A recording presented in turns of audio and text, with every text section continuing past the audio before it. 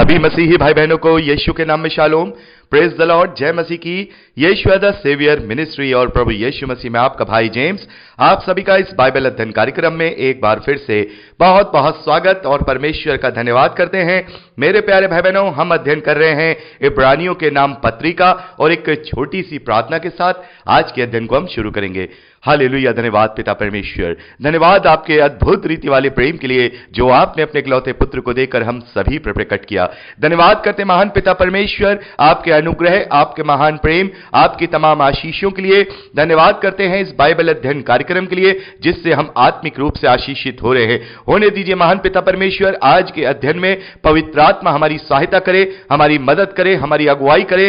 हे महान पिता परमेश्वर, सारी व्यवस्थाओं को रिकॉर्डिंग किए जाने को, वचन को समझने को, समझाए जाने को, हर एक बात को पिता हम आपके जोरावर हाथों में सौंपते हैं। आप हमारी मदद कीजिए, आप हमारी अगुवाई कीजिए। सारा आदर देते हैं, सारी महिमा देते हैं और इस प्रार्थना को यीशु के सामर्थ्य और मीठे नाम में मांगते हैं, आमीन।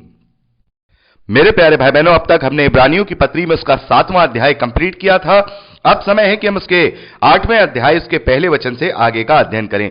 5वें, 6ठे और 7वें अध्याय में हमने अध्ययन किया कि प्रभु यीशु मसीह हमारा महायाजक है, जिससे परमेश्वर ने मलिक सदीकी की रीति पर हमेशा का महायाजक नियुक्त किया है। और यहां 8वें और 9वें अध्याय में जब हम अध्ययन करेंगे तो हमारे प्रभु यीशु मसीह जो महायाजक है उनके कार्य को और उनकी सेवा को यहां पर बताया गया है, क्योंकि हर एक महायाजक को इसीलिए नियुक्त किया जाता है ताकि वो सेवा करे, वो कार्य करे। यहां पहले और दूसरे वचन में लिखा है, अब जो बातें हम कह रहे हैं उनमें से सबसे बड़ी बात यह है कि हमारा ऐसा महायाजक है जो स्वर्ग पर महामहिम के सिंहासन के दाहिने जा बैठा है और पवित्र स्थान और उस सच्चे तंबू का सेवक हुआ जिसे किसी मनुष्य ने नहीं वरन प्रभु ने खड़ा किया है। मेरे प्यारे भाई बहनों, यहां पर लेखक कहते हैं कि प्रभु यीशु मसीह हमारा ऐसा महायाजक है जो परम प्रधान के दाहिने बैठा है।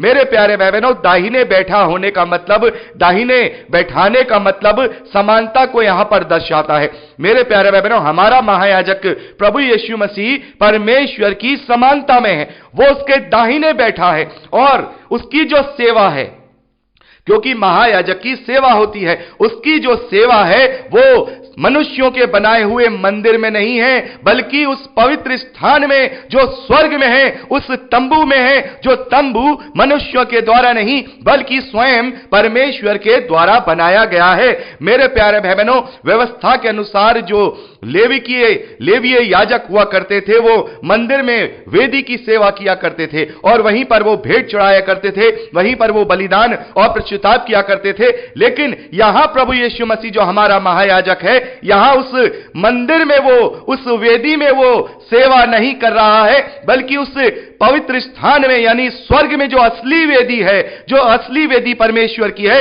वो वहां मेरे और आपके लिए सेवा कर रहा है। उसकी सेवा वहां की है, मनुष्यों के बनाए हुए हाथ के मंदिर में नहीं बल्कि परमेश्वर के द्वारा बने हुए असली मंदिर में, असली वेदी में उसकी सेवा है। आगे यहां 3वें वचन में देखते हैं, क्योंकि हर एक महायाजक भेंट और बलिदान चढ़ाने के लिए ठहराया जाता है, इस कारण अवश्य है कि इस याजक के पास भी कुछ चढ़ाने के लिए हो। मेरे प्यारे भाई बहनों, व्यवस्था के अनुसार जो याजक नियुक्त किए जाते हैं वो भेंट चढ़ाने के लिए या बलिदान चढ़ाने के लिए नियुक्त किए जाते हैं। तो यहां लेखक कह रहे हैं तो जरूरी है कि इस महायाजक के पास जो प्रभु यीशु मसीह है, इसके पास भी कुछ चढ़ाने के लिए हो। तो उसके पास क्या था चढ़ाने के लिए?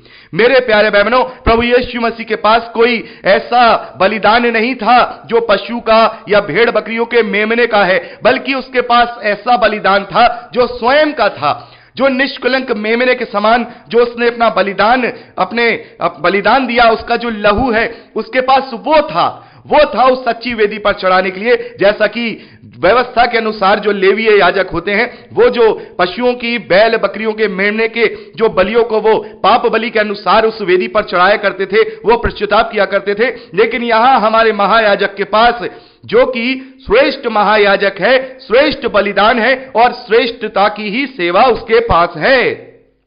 चौथे वचन में लिखा है, यदि वह पृथ्वी पर होता तो कभी याजक ना होता, इसलिए कि व्यवस्था के अनुसार भेंट चढ़ाने वाले तो हैं, वह स्वर्ग में की वस्तुओं के प्रतिरूप और प्रतिबिंब की सेवा करते हैं। जैसा जब मूसा तंबू बनाने पर था तो उसे यह चेतावनी मिली, देख जो नमूना तुझे पहाड़ पर दिखाया गया था उसके अनुसार सब कुछ बनाना। मेरे प्यारे बहनों, यहां पर हम देखते हैं वो धरती का याजक नहीं है, वो धरती का याजक नहीं है, क्योंकि यहां पर पहले से ही बहुत सारे याजक और महायाजक नियुक्त किए गए हैं और वो लोग उस मंदिर में सेवा किया करते थे, जो उस तंबू में सेवा किया करते थे, जो तंबू स्वर्ग में असली वेदी का प्रतिबिंब है। यहां पर लिखा है, वह स्वर्ग में की वस्तुओं के प्रतिरूप और प्रतिबिंब की सेवा करते थे।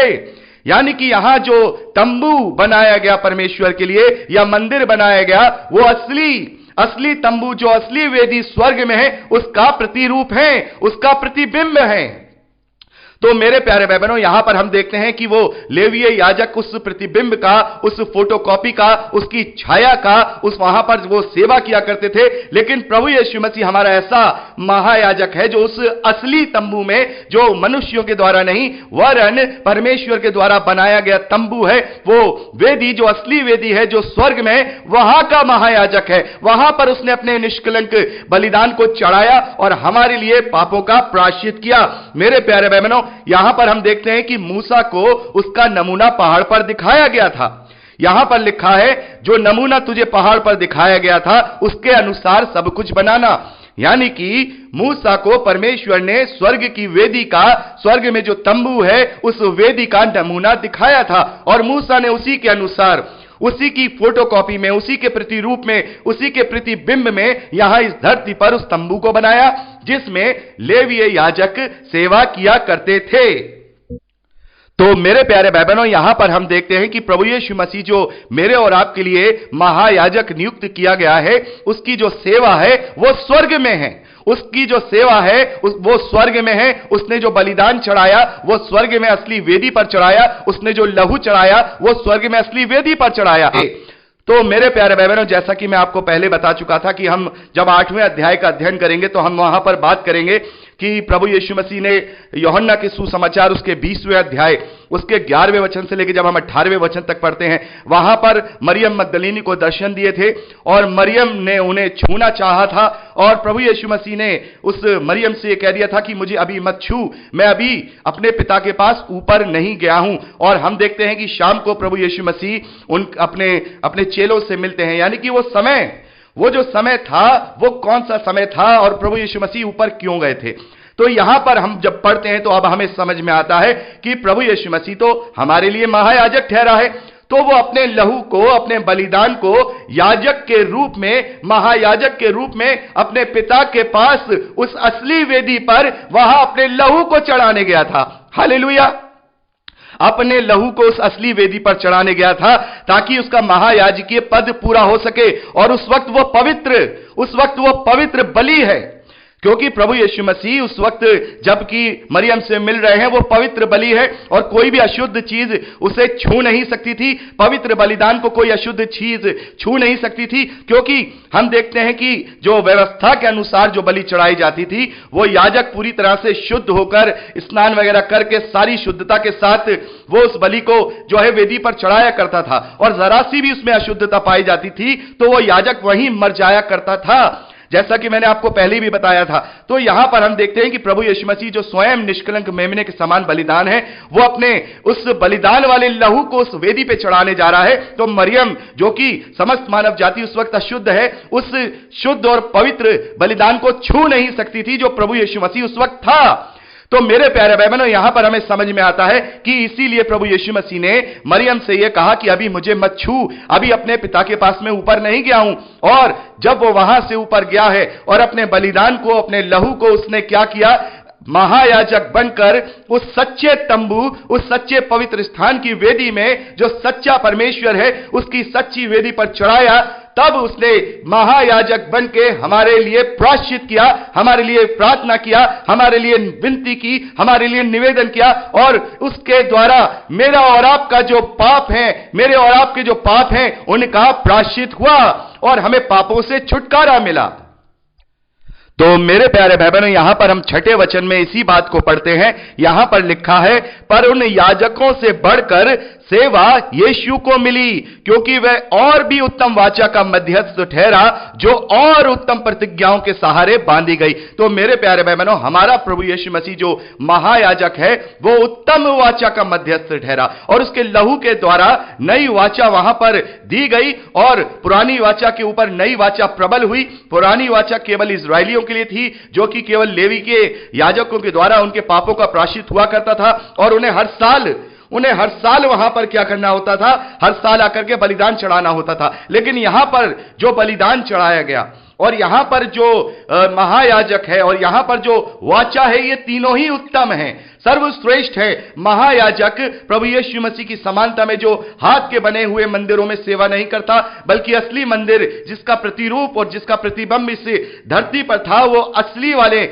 मंदिर में वो महायाजकीय सेवक ठहरा और उसने उस उत्तम बलिदान को, जो निष्कलंक था, कोई बैल बकरी और बछड़ों का वो लहू नहीं था, वो किसी पशु का लहू नहीं था, वो स्वयं निष्कलंक मेमना प्रभु यीशु मसीह जो निष्कलंक था, जो पाप से अज्ञात था, उसने अपने लहू को उस वेदी पर चढ़ाया। तो वो बलिदान भी उत्तम है, वो वेदी भी उत्तम है और वो वाचा जो समस्त मानव जाति के लिए बांधी गई वो भी उत्तम है और महायाजक भी सर्वश्रेष्ठ है और उत्तम है। क्योंकि यहां के जो महायाजक हैं, जो इस धरती पर लेवीय महायाजक हैं, वो पहले अपने पापों का प्रायश्चित करते थे, फिर वो दूसरों का प्रायश्चित करते थे। लेकिन हमारा प्रभु यीशु मसीह तो निष्कलंक था, हमारा प्रभु यीशु मसीह तो निष्पाप था, तो उससे फिर अपने पापों के लिए प्रायश्चित करने की जरूरत नहीं थी। तो ये सर्वश्रेष्ठ याजक पद, ये सर्वश्रेष्ठ वेदी, ये सर्वश्रेष्ठ बलिदान, ये सर्वश्रेष्ठ वाचा मेरे और आपके लिए दी गई है, ताकि हम इस पर विश्वास करें और हमारे पापों का छुटकारा मिले। तो मेरे प्यारे भाई बहनों, जैसा मैंने आपको बताया कि प्रभु यीशु मसीह उस समय अपने बलिदान को सच्ची वेदी पर चढ़ाने गया था और उसने वहां पर विनती निवेदन किया, वहां पर मेरे और आपके लिए प्रायश्चित किया। तो यहां पर इस 8वें अध्याय पहले वचन से लेकर 6ठे वचन तक जब हमने अध्ययन किया है, तो इस बात को हम अच्छे से समझ गए कि यहां जो मंदिर था वो केवल उस असली वेदी का प्रतिबिंब था, उसका केवल प्रतिरूप था, एक फोटो कॉपी थी, उसकी छाया थी।